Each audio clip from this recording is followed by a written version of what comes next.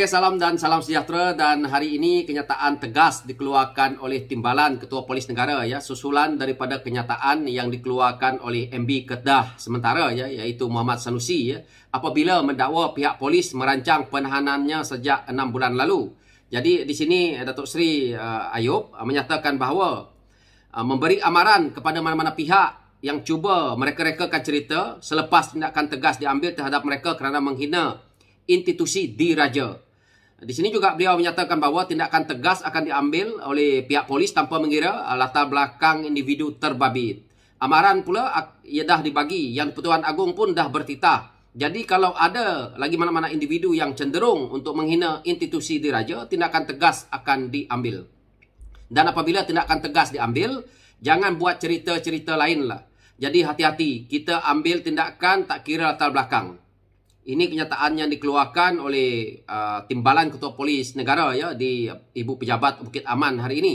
Dan di sini juga Timbalan Ketua Polis Negara menyatakan bahawa dakwaan yang dibuat itu yang membabitkan Datuk Seri Sanusi ya. Kronologinya adalah pada 12 Julai ada orang buat report polis. 14 Julai ahli majlis Diraja Selangor buat report. Dari susunan kronologi itulah kita membuat tangkapan pada 18 Julai dan dituduh di mahkamah. So kita dah lihat yang mana baru-baru ini apa yang diulas oleh Datuk Seri Sanusi, yang mana dia kata dia ada spy lah, dia kata intelijen lah dalam isu ini. Hari ini Timbalan Ketua Polis Negara sendiri menjawab isu ini.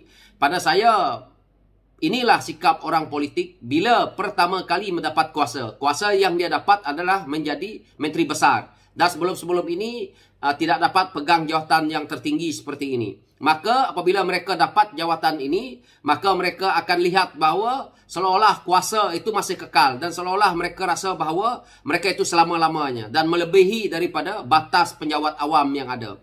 Contoh yang kita dengar juga adalah daripada Ketua Pembangkang itu sendiri. Apabila membuat ceramah, menyatakan bahawa beliau juga ada intelijen yang membabitkan anggota polis. Ini pada saya ya, kenyataan-kenyataan yang dikeluarkan oleh ahli-ahli politik ya. Saya harap akan datang, perlu diteliti, kerana politik itu bukan untuk menceritakan rahsia negara. Mereka yang sebagai pemimpin sepatutnya tidak boleh menceritakan rahsia negara. Kerana apabila mereka masuk parlimen, menjadi ahli parlimen, mereka dilantik dan mereka angkat sumpah. Dan dalam sumpah mereka menyimpan rahsia negara itu dengan seketat-ketatnya, dan rahsia itu sepatutnya mereka tidak boleh bongkar. Kerana ini adalah satu yang melibatkan keselamatan, ataupun kita tidak boleh campur adukkan politik ini dalam isu keselamatan, isu rahsia negara. Jadi mereka sekarang ini berpolitik, Pembangkang hari ini berpolitik. Dia tidak dapat nak bermain dengan sentimen isu 3R, maka mereka pergi bermain dengan sentimen-sentimen yang boleh memfitnahkan. Ini adalah satu yang pada hari ini kita lihat. Kenyataan yang dikeluarkan oleh dua individu ini ya, iaitu Menteri Besar Kedah dan juga Ketua Pembangkang ya. Kalau kita lihat ya, kenyataan dikeluarkan oleh Menteri Besar Kedah ini ya, boleh menyebabkan rakyat hilang kepercayaan kepada badan beruniform kita. Dan seolah-olah mereka ini dilihat oleh rakyat melindungi, dilindungi. Ini adalah satu perkara yang tidak baik. Begitu juga kenyataan yang dikeluarkan oleh Datuk Seri Hamzah Zainuddin, yang menyatakan bahawa ada lagi kawan-kawan rapat polisnya. Kalau kita nak bercerita tentang kenyataan seperti itu ya, Hamzah Zainuddin sebagai bekas Menteri KDN, kita sebagai rakyat biasa pun ada ramai kawan kita yang menjadi anggota polis, anggota keselamatan. Kerana dunia hari ini tidak seperti dahulu. Dan kalau contoh ya, di kawasan saya, di kampung saya, majoriti orang-orang kampung yang punya anak, mereka ada anak-anak yang bekerja sebagai kaki tangan kerajaan yang dalam badan beruniform ini. Jadi kalau kita nak cerita, kita dapat maklumat seperti ini, kita dapat maklumat seperti ini. Jadi saya rasa, bagaimana kalau mereka-mereka ini menjadi menteri? Mereka akan salah gunakan kuasa mereka. Kerana orang seperti Menteri Besar Kedah contohnya, dia tidak pernah memegang jawatan yang besar-besar selama ini dalam kerajaan. Jadi apabila dapat menjadi menteri besar, maka dia rasa bahawa semua maklumat, semua apa yang dia mahu ada di tangan dia. Begitu juga dengan Ketua Pembangkang yang merasakan bahawa apabila dia pernah menjadi bekas Menteri KDN, maka dia rasa bahawa jabatan-jabatan kerajaan, badan beruniform ini sewenang-wenangnya untuk dia nak arah, untuk dia nak pakai, dan untuk dia nak mendapat maklumat untuk kepentingan politik. Pada saya, ini dah menyimpang jauh yang sepatutnya negara hari ini pegang dan negara hari ini simpan. Jadi apa yang mereka hujahkan ini sebenarnya? Yang mana kalau kita tengok kenyataan yang dikeluarkan hari ini, terpaksa dijawab oleh Timbalan Ketua Polis Negara. Yang juga kita boleh lihat bahawa kenyataan Menteri Besar Kedah ini menyatakan bahawa sebelum 6 bulan dah ada rancangan komplot nak menjatuhkan dia. Ini tidak logik. Dan saya bertanya sendiri soalan ini kepada Datuk Seri Saifuddin Nasution. Dan dijawab oleh Datuk Seri Saifuddin Nasution dengan kenyataan yang menyatakan bahawa komplot ini nak menjatuhkan dia. Kalau begitu, bagaimana dengan penghinaan dia yang berlaku selepas itu? Yang mana dia membuat kenyataan ataupun dia kronologinya pada 11 Julai itu dan akhirnya 12 Julai baru ada report. Sebelum 6 bulan dahulu, kalau ada komplot nak menjatuhkan Sanusi, saya senang, saya mudah saya lihat. Kalau ada komplot nak menjatuhkan Sanusi 6 bulan yang lalu ya, kerajaan hari ini baru berapa bulan? Kerajaan hari ini baru saja lebih kurang dalam 7-8 bulan. Macam mana kerajaan hari ini boleh ada komplot nak menjatuhkan dia? Sedangkan kerajaan waktu 2 bulan, 1 bulan itu sibuk.